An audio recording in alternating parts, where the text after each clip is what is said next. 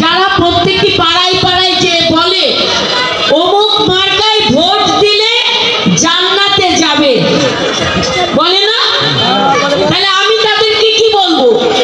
তাহলে আমার ভোটটা কোন মার্কায় দেব? তাহলে আমরা হিন্দুরা কি ভোট দেব না?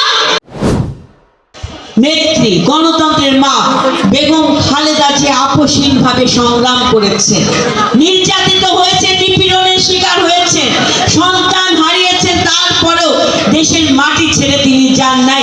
এই মাটিতেই তিনি শেষ নিঃশ্বাস ত্যাগ করেছেন আমাদের জন্য, তাই না?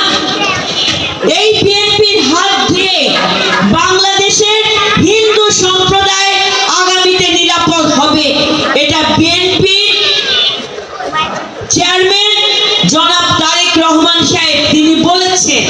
বিএনপি যদি আগামী দিনে রাষ্ট্র পরিচালনার দায়িত্ব পায়, তখন সকল ধর্ম বর্ণের মানুষের নিরাপত্তা আমরা নিশ্চিত করব। সেখানে হিন্দু, মুসলিম, বৌদ্ধ, খ্রিস্টান সকলের নিরাপত্তা আমরা নিশ্চিত করব। তার জন্য আপনাদের ভোট কেন্দ্রে যেতে হবে।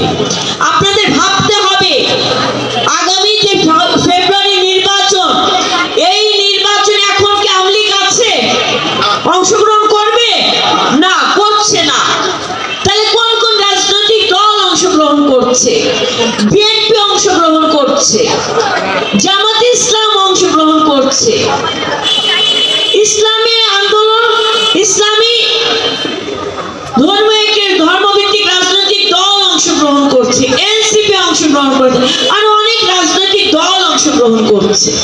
এখন কোন দল পূর্বে দেশ পরিচালনা করার অভিজ্ঞতা আছে আমাদের বিবেচনায় আনতে হবে না?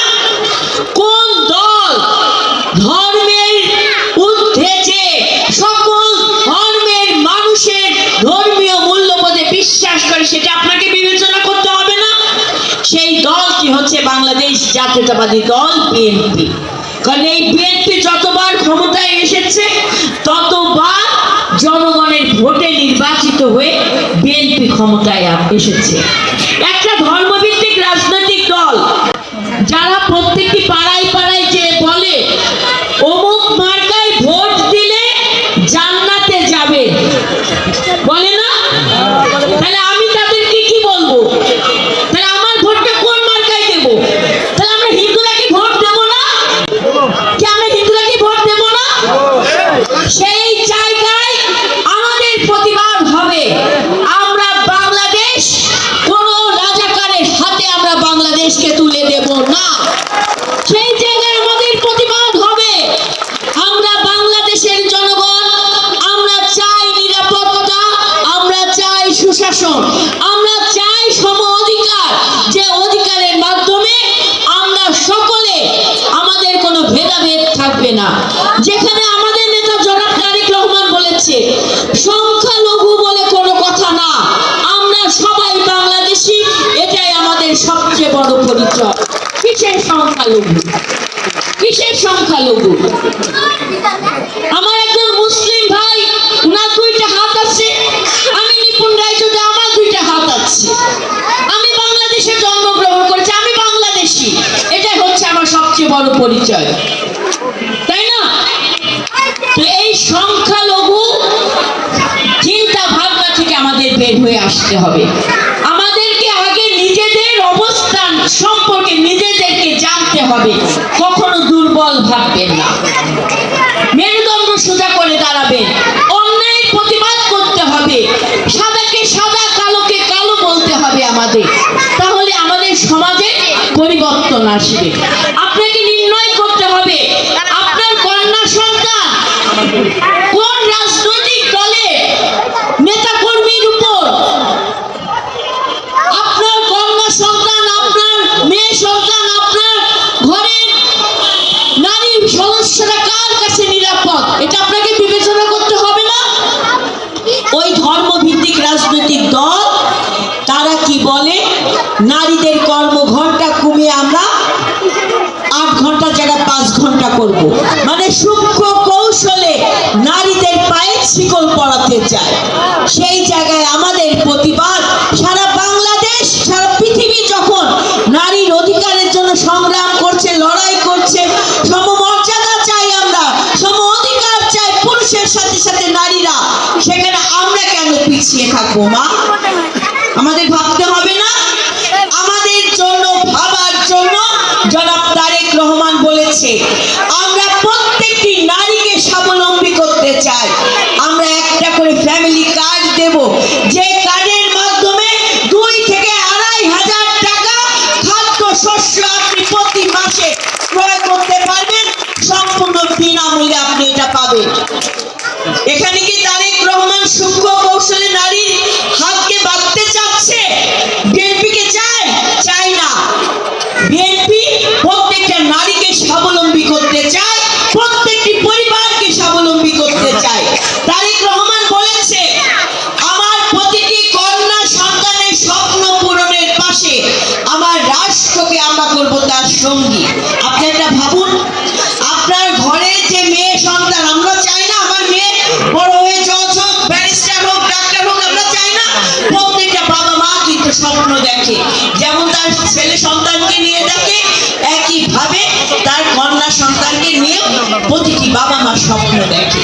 সেই জায়গায় আপনার কন্যা সন্তান, আপনার পরিবারের নারী সদস্য যদি নিরাপদ থাকে, রাষ্ট্র যদি সেই নিরাপত্তা নিশ্চিত করে, তাহলে আপনি নির্বিঘ্নে ঘুমাতে পারবেন।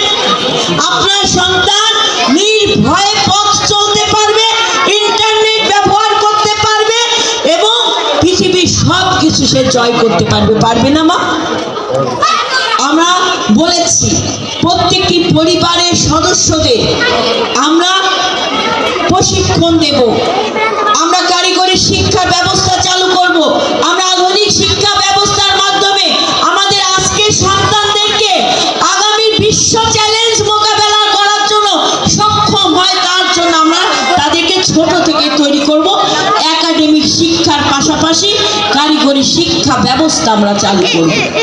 আমাদের নেতা জনাব তারেক রহমান বলেছে আমরা স্বাস্থ্য ব্যবস্থা, এখন যে দুর্নীতি সর্বোচ্চ পর্যায়ে চলে গেছে, একদম ধ্বংস হয়েছে, সেই দুর্নীতির লাগাম টেনে আমরা জনগণের দোরগোড়ায় স্বাস্থ্য ব্যবস্থা আমরা পৌঁছে দেব।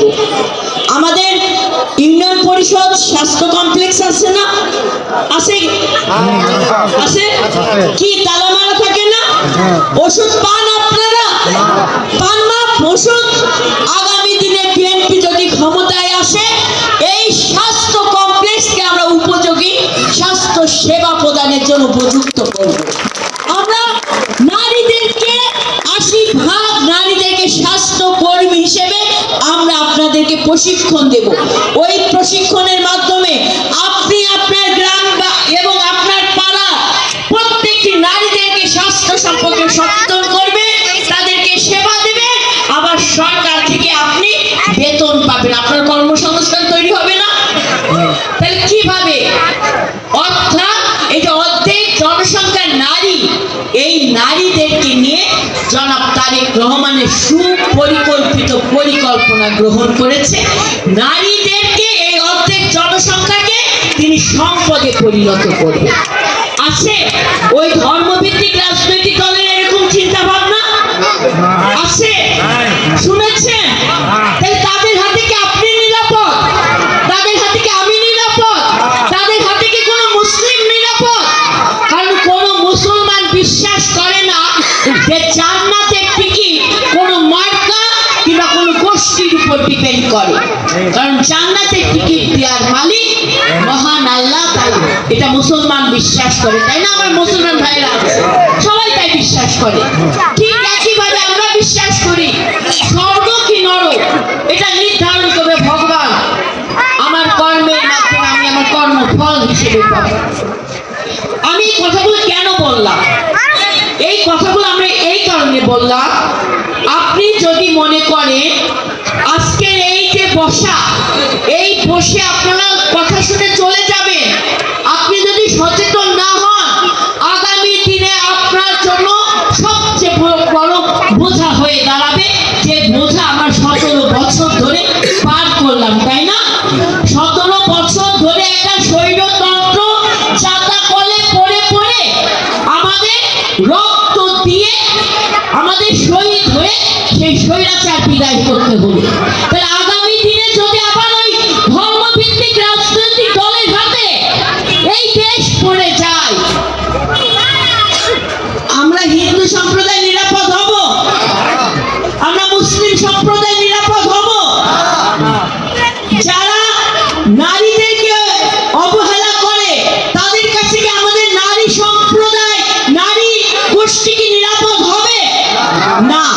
আমার সমাজ ধ্বংস হয়ে যাবে।